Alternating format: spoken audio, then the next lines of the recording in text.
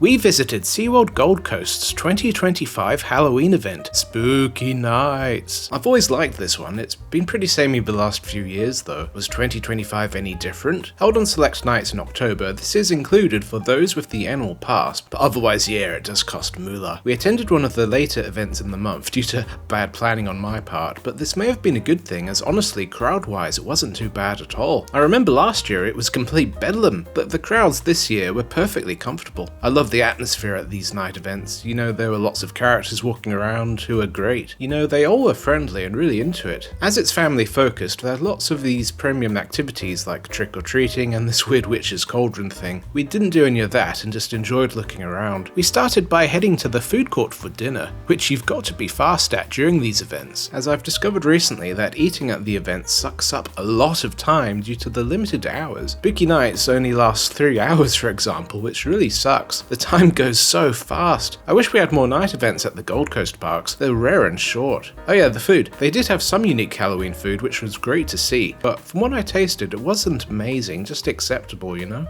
I had the Monster Mash loaded fries, which were okay, a bit expensive for what it was, and I tried one of those Tombstone twist drinks, which was mint and chocolate. I had mine with a shot of coffee, and I don't think it mixed well at all with the mint, so it tasted weird. Mr. Yum Yum said he enjoyed the coffeeless version he tried at Movie World, so keep that in mind. The vibe and atmosphere in the food area was great by the way. Loved the lighting, and there was a fun looking DJ show for the kiddos. They were all loving it. Moving further on into the park, I absolutely loved this little section by the castle. It always looks fantastic at night, but at the back of the park the atmosphere seemed to die a lot. You know, there wasn't really much to see, just these quiet splash battle boats. You know, it was like watching ghost ships. Speaking of rides, you had your normal selection like Leviathan, Trident, Jet Rescue and more. Storm Coaster was sadly down a lot of the night though. We didn't have time to check any of them out sadly. You know, there's just no time. Animal wise you could still see a few like the penguins and polar bears if you catch them early enough before they go to bed. Shark Bay is a particularly underrated spot during the event. You know, it's really cool seeing the animals in the underwater viewing area at night. It looks so cool and has a great spooky vibe, especially on the surface. I was almost expecting Jaws to pop out or something. Inside they had these weird Halloween clips playing on the screens, like these discount VeggieTale pumpkins and some spooky scenes that look like it came from a discount Bloodborne.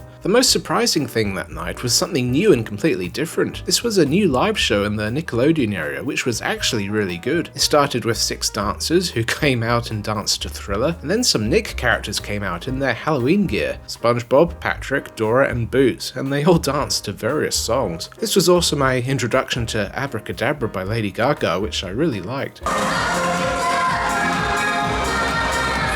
But yeah, this was a fun show, and it was great seeing something different, and had a really good energy. You could tell the cast were giving it their all, which was great to see. Kudos to them, as it was relatively humid that night. I know I was sweating just sitting there. The time was ticking, and we all wanted to see the last Monster Mayhem show at the front of the park, but I couldn't say no to a quick lookie in the new Atlantis. This area looks fantastic at night. It's just so good. Really wish we had more opportunities to experience it at night. You know, it's pretty much just Spooky Nights and Carnivale, and yeah, due to the limited time during the event, it's just so hard to fit in rides. I really wish we got to do Leviathan in particular. It's a fantastic night ride, but at least we got to see it off-ride. It looks so good with that lighting package. Oh yeah. Anyway, yeah, the Monster Mayhem show was exactly the same as usual, but it was still a fun show. It has a great mix of characters, lighting, dancing, music, fireworks, and more. It's on 3 times a night. I've always found the last show to make the most sense watching, as you get to quickly leave the park once it's over due to its location by the entrance. It does save time, and for what we're used to at the Gold Coast parks, it's actually a really good show in comparison. You know, more akin to something you'd see overseas like at a Disney. I really like it, but yeah, even so, I do wish they change it up a bit each year. Maybe add a new song or something. Same with the event as a whole. You know, Carnivale also has this problem. They just don't do enough to keep it fresh and interesting each year for us annual guests. Honestly, I almost didn't even attend Spooky Nights this year due to the lack of changes, though I'm glad I still did as the event was still very enjoyable. The new Nickelodeon show was a great start, but you know, the event as a whole just needs a little bit extra. They can't keep getting away with copy-pasting in the long term, as though us theme park weirdos will probably keep attending, I can't say the same for your average visitor. But yeah, still, overall, it was a great event and I really enjoyed it. Good vibes, great atmosphere, awesome ambient lighting. You know, overall a very enjoyable night that out. I can't speak for the rides as we had no time to check them out, but from what I could see they seem to be operating well enough. Just not Storm Coaster, but even that did reopen eventually.